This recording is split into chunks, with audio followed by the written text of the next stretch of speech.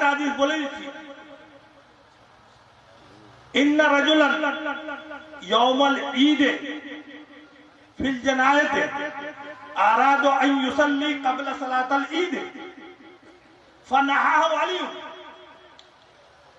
এক ব্যক্তি ঈদের দিন নামাজ পড়তে গেল, টাইম লম্বা আছে, আগে গেছে, ফারাদা আন ইউসাল্লি, সে মনে করলেন যে দূরে কার নামাজ পড়ে, ফানাহাহু আলীউন, হযরত আলী খলিফায়ে রাসূল নিষেধ করলেন, খবরদার নামাজ পড়বে না, নামাজ পড়া চলবে না। সে দলিলটা কত ভালো ছিল,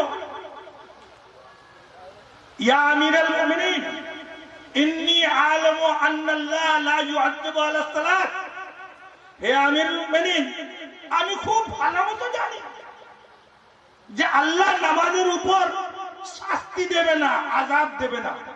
যেরকম আমরা বলি যে দরুদ পড়লে, অমুক করলে, তমুক করলে আল্লাহ আযাব দেবে না, দরুদ কোনো খারাপ জিনিস। ঠিক তেমনি এই ব্যক্তি দলিল দিল যে আমি খুব ভালো মতো জানি যে আল্লাহ এই নামাজের উপর কোনো আযাব দিবে না। ফাকাল আলী, হযরত আলী রাদিয়াল্লাহু তাআলা আনহু বললেন, ইন্নী আ'লামু আন্না আল্লাহ লা ইয়াতুবু আলা ফাইলিন হাত্তা ইয়াফআলু রাসূলুল্লাহ সাল্লাল্লাহু আলাইহি ওয়াসাল্লাম আও ইয়াহুসু আলাইহি। নবী করিম সাল্লাল্লাহু আলাইহি ওয়াসাল্লাম, হযরত আলী রাদিয়াল্লাহু তাআলা, ধ্যান দিয়ে শুনুন, ধ্যান দিয়ে শুনুন। হযরত আলী রাদিয়াল্লাহু তাআলা উত্তরে বললেন যে আমিও খুব ভালো মতো জানি যে আল্লাহ তাআলা ওই নামাজের প্রতি আদৌ কিছু দিবেন না যেই নামাজ নবী করিম সাল্লাল্লাহু আলাইহি ওয়াসাল্লাম বা সাহাবায়ে কিরাম আদায় করেননি।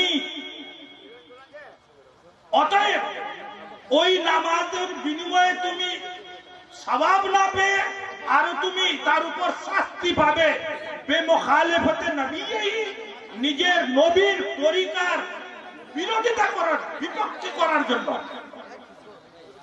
अरे भाई इत्मीनान से बैठ जाओ ना, क्यों बोल रहे हो? आहिस्ता से तरतीब से बैठ जाओ। अरे इधर चलाओ, इधर चलाओ। তো বলছিলাম শরীয়তের মাপকাঠি হলো সাহাবায়ে কিরামদের আমল।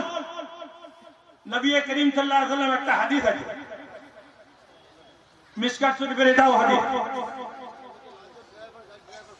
কে ইন্না বনি ইসরাঈল তাফাররাকাত 72 মিল্লাতান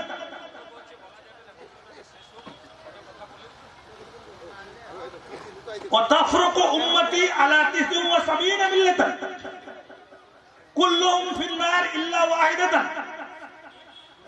এই যে নবী করিম সাল্লাল্লাহু আলাইহি ওয়াসাল্লাম বললেন আমার মরার পর 1000টা দল হবে, তো নবী করিম সাল্লাল্লাহু আলাইহি ওয়াসাল্লাম বললেন যে বনি ইসরাঈল 72টা দলে বিভক্ত হয়েছিল আর আমার উম্মত 73টা দিলে বিভক্ত হবে।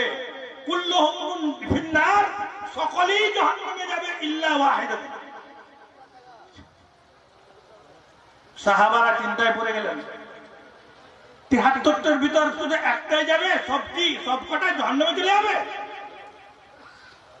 তো নবী করিম সাল্লাল্লাহু আলাইহি ওয়াসাল্লাম কে সাহাবারা জিজ্ঞেস করলেন, হে আল্লাহর রাসূল ওই দলটা কারা যারা জান্নাতে যাবে? তো নবী করিম সাল্লাল্লাহু আলাইহি ওয়াসাল্লাম বললেন, মা আনা আলাইহি ওয়া আসহাবি, যে আমলের উপর আমি আছি এবং যে আমলের উপর আমার সাহাবারা আছে, এই আমলের উপর যে দলটা থাকবে সেটাই হলো মুক্তির দল। বুঝে আসছে? সেটাই হলো মুক্তির দল। নবী করিম সাল্লাল্লাহু আলাইহি ওয়াসাল্লাম এই জন্য ঈমান, দ্বীন, ইসলাম বাঁচাবার জন্য কোরআন বলেননি যে কোরআন মাপকাঠি, হাদিস মাপকাঠি। এর আগের উম্মতরা কোরআন হাদিস সবকিছু ছিল, কিন্তু বিকৃত করেছিল, ভেজাল ঢুকিয়ে দিয়েছিল। কিন্তু আল্লাহর কোরআন তাতে ভেজাল কিয়ামত পর্যন্ত ঢুকাতে পারবে না, কিন্তু ব্যাখ্যাতে ভেজাল করবে। এই জন্য নবী করিম সাল্লাল্লাহু আলাইহি ওয়াসাল্লাম সব থেকে ওসিয়তের সময় লাস্টের হাদিসে নবী করিম সাল্লাল্লাহু আলাইহি ওয়াসাল্লাম বললেন, তোমরা হাদিসও লক্ষ্য করবে না, কোরআনও লক্ষ্য করবে না, কারণ যে ভেজাল মানে করতে পারে। তোমরা শুধু এটা দেখবে যে যে আমলটা তোমরা করছো সাহাবারা করেছে কি, তাবেঈনরা করেছে কি, যদি করে থাকে এবং ওই আমলের সমতুল্য যদি হাদিস কোরআন ব্যাখ্যা দেয় তাহলে গ্রহণযোগ্য, এবং সাহাবাদের আমলের বিপক্ষে যদি যে কোনো হাদিস কোরআনে প্রমাণ দেয় ওটা গ্রহণযোগ্য নেই, কিয়ামত পর্যন্ত গ্রহণযোগ্য নেই। আজ যেমন আমরা অনেকে হয়তো শুনেছি সামনে রমজান 20 রেখাত তারাবি না 8 রেখাত, যারা 8 রেখাত বলছে বুখারীর হাদিস। এখন আপনি ফাইনাল করুন 20 রেখাত ইজমা আছে, সমস্ত সাহাবী একমত, ওটা ঠিক হবে না আজকে আমি বলছি 8 রেখাত এটা ঠিক হবে? কোনটা ঠিক হবে গো?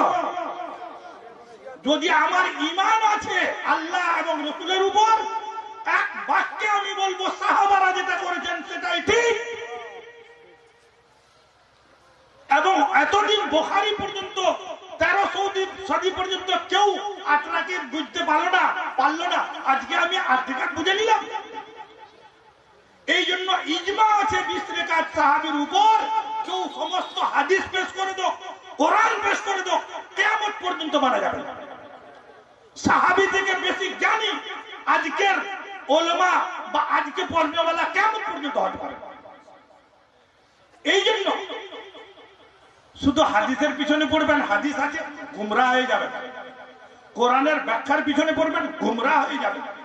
শুধু একটা মাত্র দেখতে হবে যে নবী করিম সাল্লাল্লাহু আলাইহি ওয়াসাল্লাম যেটা মাপকাঠি বললেন, ওমাইয়াশু মিনকুম মিন বাদি, যে আমার পরে যারা জীবিত থাকবে বিভিন্ন দল বিভিন্ন মত দেখবে, সবাই হাদিস কোরআন নিয়ে নাচবে কুদবে, কিন্তু খেয়াল রাখো সে সময় লক্ষ্য রাখবে আলাইকুম বিসুন্নতি ওয়া সুন্নাতিল খুলাফায়ে রাশিদিন আল মাহদিয়িন, তোমরা আমার সুন্নতকে ফলো করবে এবং আমার সাহাবীর সুন্নতকে ফলো করবে।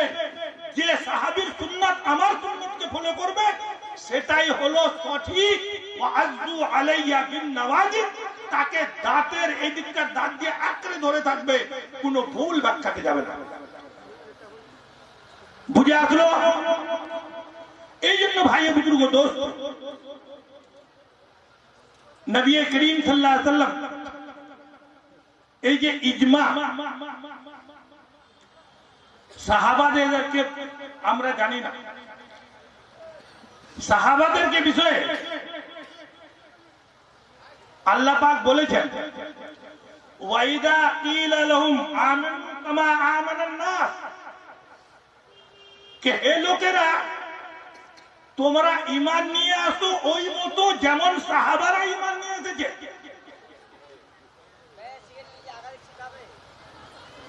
তো ওরা বলেছিল কালু আনুমিনু কামা আমানাস সুফাহা,